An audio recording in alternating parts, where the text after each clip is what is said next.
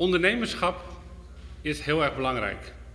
Niet alleen in Nederland, maar op alle eilanden van ons koninkrijk. En dat vinden we bij Credits ook.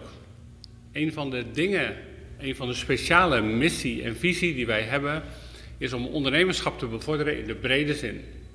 Niet alleen maar met kredietverlening, wat we hier op Aruba ook doen, kredieten tot 100.000 florijn.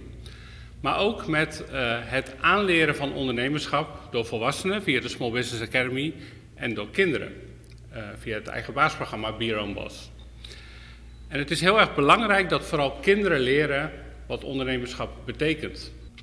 Daarom hebben we bij Credits een programma bedacht dat heet Be Your Own Boss. En dat is speciaal gericht op jongeren. Jongeren die eigenlijk best wel ondernemend zijn, maar nog niet zo goed weten hoe ze dat in een soort format moeten gieten. Een echt ondernemersformat, een businessplan. En dat is wat we met Be Your Own Boss gaan doen.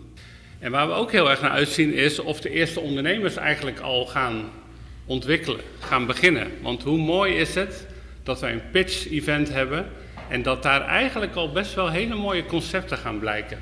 Hele mooie concepten van ondernemers die straks op Aruba een eigen zaak gaan beginnen, een eigen business.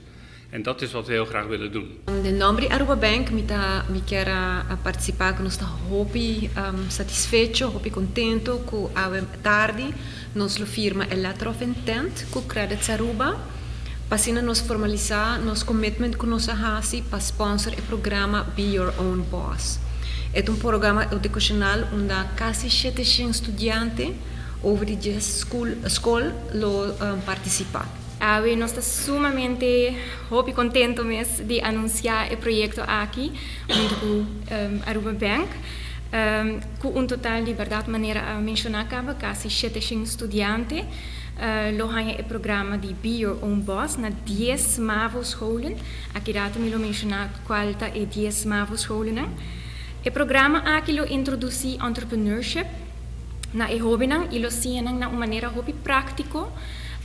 Com etapa startup bo mesmo negócio of kiko botinho hasi para operar o negócio exitosamente.